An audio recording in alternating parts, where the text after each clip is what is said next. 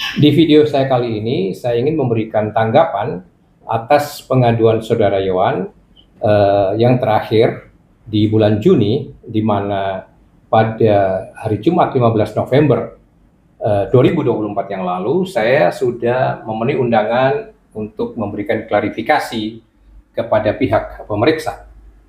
Nah, ada 3 isu yang diadukan oleh Saudara Yohan di pengaduannya di bulan Juni itu. Yang pertama mengatakan atau mengadukan bahwa saya memberitakan berita bohong melalui video saya tanggal 20 Mei 2024 terkait BHT dari perkara 818. Ada 2 hal yang ingin saya sampaikan terkait perkara 818. Yang pertama bahwa tentang BHT itu saya tidak memberitakan berita bohong. Karena apa? Karena apa yang saya maksudkan itu memang ada di dalam dashboard putusan atau resume amar putusan Pengadilan Negeri Surabaya. Ya, itu putusan memang bertanggal Rabu 20 Maret 2024, tetapi di sana disebutkan tanggal BHT Kamis 4 April 2024. Jadi kalau saya mengatakan ada BHT-nya, tanggal BHT-nya itu karena saya mengutip dari detail pendaftaran gugatan atau dari dashboard putusan tepatnya. Ya, jadi tanggal BHT itu ada di dashboard putusan dari Pengadilan Negeri Surabaya yang saya download, yang saya terima. Nah, yang saya salah adalah tentang pengucapan di bulan Maret, 4 Maret. Itu saya akui, saya salah ucap karena saya lupa pada waktu itu karena doorstop dengan wartawan itu sorenya tanggal 20 Mei itu saya laporkan balik Saudara Yohan dan sorenya saya melakukan doorstop dengan wartawan dan saya lupa tanggalnya. Dan itu saya akui sebagai kekhilafan saya dalam bulan. Saya menyebut Maret padahal yang benar itu April. Dan atas kesalahan itu selain saya mengakui, saya juga minta maaf kepada semua pihak yang mendengarkan video saya itu. Itu yang pertama. Tetapi yang kedua, ingin saya katakan bahwa tanggal BHT itu memang ada di dalam putusan perkara 818. Sekali lagi itu dapat dilihat di dashboard litigasi di Pengadilan Negeri Surabaya ya, yang mengatakan tanggal BHT itu Kamis 4 April 2024 dan itu saya sudah berikan kepada pemeriksa. Yang kedua, saya ingin meluruskan, saya tidak pernah mengatakan perkara 818 itu sudah BHT. Yang saya katakan putusan 818 itu BHT-nya tanggal 4 Maret pada waktu itu. Tapi sekali lagi itu salah, yang benar 4 April 2024. Ya, jadi itu 2 hal yang berbeda sehingga saya ingin meluruskan agar kata-kata saya atau penjelasan saya pada wartawan pada waktu itu tidak dipelintir. Saya sekali lagi tidak pernah mengatakan sudah BHT, tapi saya katakan putusan 818 itu BHT-nya tanggal 4 ya, Maret pada waktu itu, tapi yang benar 4 April 2024. Ya, ini bukti downloadnya itu saya udah kasih ke pemeriksa. Ya, itu yang pertama. Selain itu, saya menerima informasi bahwa Saudara Yohan itu mengajukan banding bukan di tanggal 3 April atau 4 April, tetapi di 5 Aprilnya, itu pun setelah di atas jam 2 siang, ya, pemberitahuan itu baik melalui WA maupun melalui email. Ya, itu nanti itu juga sudah saya terangkan bahwa tanggal pemberitahuan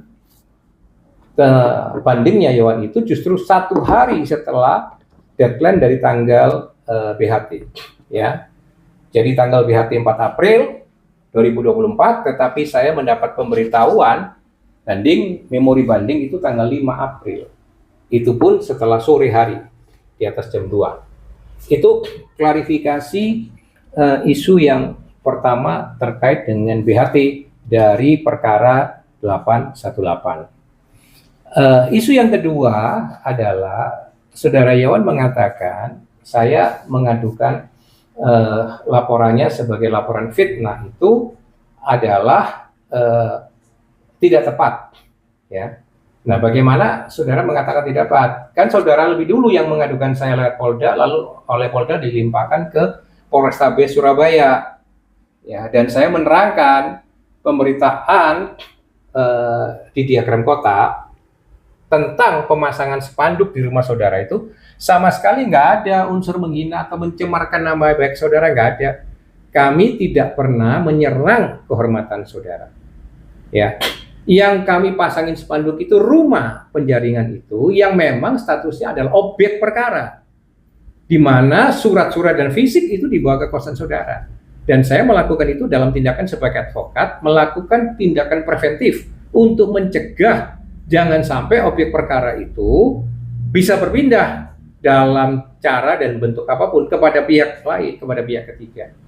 Itu satu akan merugikan hak hukum klien kami, yang kedua juga akan potensi merugikan pihak ketiga kalau itu terjadi. Karena itu supaya itu tidak terjadi, saya melakukan tindakan preventif. Ya, kalau itu tidak saya pasang spanduk, tidak ada orang yang tahu bahwa rumah itu dalam objek sengketa. Jadi memasang spanduk kepada rumah objek sengketa itu sesuatu langkah yang wajar menurut saya. Tidak ada di situ unsur penghinaan dan pencemaran terhadap nama baik saudara. Ya, itu saya sudah jelaskan. Oleh sebab itu, tentu hak saya juga mengadukan saudara kembali. Saudara boleh mengadukan saya juga boleh mengadukan saudara. Bahwa pengaduan saudara itu saya sinyalir patut diduga sebagai fitnah. Karena saya menjalankan tugas itu sebagai pengacara. Dan normatif saja tugas itu. Ya. Nah, seandainya saudara merasa keberatan dengan pemberitaan Diagram Kota, saudara punya hak jawab pada media itu. Saudara berkeberatan terhadap konten pemberitaan, saudara bisa mengadukan ke Dewan Pers media itu. Bukan main lapor ke polisi. Nggak proporsional tindakan itu. Nah, karena saya melihat tindakan itu nggak proporsional dan itu sudah juga potensi merugikan nama baik saya sebagai pengacara, karena saya tidak melakukan penghinaan atau pencemaran nama baik saudara, maka saya juga mengadukan saudara balik, ya, sebagai dugaan fitnah. Itu klarifikasi saya yang kedua tentang pengaduan saya terhadap saudara. Nah, isu yang ketiga adalah menyangkut harta bersama. Saudara mengatakan pada pemeriksa bahwa rumah penjaringan itu yang saudara tempati, yang saudara kuasai saat ini itu bukan harta bersama, tapi harta saudara sendiri yang saudara beli sejak tahun 2009. Ya. Nah, berbeda sudut pandang kami. Saya mau mengatakan bahwa kalau toh saudara memaksudkan rumah itu saudara beli sejak tahun 2009 itu mungkin yang bentuknya seperti ini aslinya, ya toh. Nah, tetapi rumah yang kami klaim sebagai harta bersama itu rumah yang di tahun 2016-17 renovasi, ya, dan sekarang bentuk finishnya, bentuk finalnya jadinya semacam ini, bercat putih, berlantai 2, lebih mewah, lebih megah. Nggak sama, betul-betul total tidak sama dengan wujud bentuk asli ini. Nah, yang kedua, klaim ini sebagai harta bersama, itu kami juga punya bukti bahwa klien kami itu melakukan transfer kepada kontraktor yang membangun rumah ini. Kontraktor ini pada waktu gugatan cerai, saudara hadirkan sebagai saksi. Padahal dia orang luar. Tapi anehnya ketika kami lakukan gugatan gonok ini, saudara nggak menghadirkan saksi kontraktor ini. Pada saksi kontraktor inilah klien kami punya bukti kuat transfer uang ke rekeningnya. Ini sudah kami jadikan bukti juga. Ya. Nah, itu sebabnya klien kami ini mengklaim bahwa rumah di Penjaringan Sari itu benar-benar harta bersama karena itu sudah rumah yang lama roboh total, rata tanah, dibangun rumah yang baru atas biaya 100% uangnya klien kami. Nah, terkait hal itu selain tadi dengan bukti yang transfer dan gambar rumah lama dan baru, kami juga siap menghadirkan saksi-saksi fakta terkait dengan pembiayaan itu, ya. Dan yang perlu saya berikan catatan juga, atas rumah itu sebenarnya sudah sejak 7 Agustus 2023 maksud saya, kami itu sudah mengirim surat kepada saudara bukan dengan somasi loh bahasanya, usulan, mengusulkan kepada saudara agar saudara berkenan dengan etiket baik melakukan penyelesaian pembagian harta bersama itu dengan baik-baik. Lalu kami susul kembali dengan himbauan di 15 Februari 2024. Ya, 15 Februari 2024 itu himbauan. Jadi saya itu tidak menggunakan bahasa somasi, bahasa enggak. Bahasa yang cukup baik. Bahkan saya juga masih ingat sebelum ini saya juga pernah WA langsung ke saudara. Karena bagaimanapun saya sudah pernah mengenal saudara juga. Saya mengatakan, Mbak tolong kita selesaikan saja dengan rasional, dengan baik-baik soal ini. Jauh sebelum klien kami memasukkan gugatan cerai dan gugatan harta gono gini itu. Tapi saudara sedikit pun nggak gubris atas dua surat kami itu. Nah pertanyaannya siapa yang beretikat nggak baik? Ya, nggak gubris saudara atas itu, atas baik usulan maupun himbauan kami itu. Ya, karena itu kami terpaksa melakukan gugatan. Dan untuk mengamankan sementara kami memasang spanduk tadi. Ya, sekali lagi atas pembiayaan, atas keberadaan harta bersama rumah itu, ya, kami siap menghadirkan saksi-saksi fakta. Ya, kami usulkan itu. Saya sudah berkoordinasi dengan klien saya dan kami siap untuk memberikan kesaksian tentang hal itu. Ya. Nah, itu 3 isu yang ingin saya klarifikasi melalui video saya kali ini karena yang pernyataan 3 isu saya tadi itu juga saya kemukakan dalam video tanggal 20 Mei. Jadi supaya fair, ya sekali lagi saya ini lawyer bukan lawyer. Kan kalau lawyer itu perlu integritas, perlu kejujuran. Ya. Kata peribahasa itu kan hanya maling yang nggak ngaku.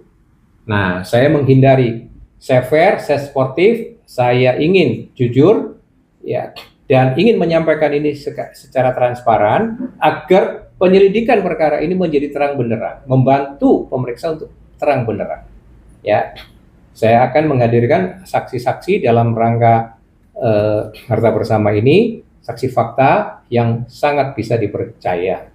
Karena itu harapan saya, ya kita akan menjalani proses hukum secara proporsional dan profesional.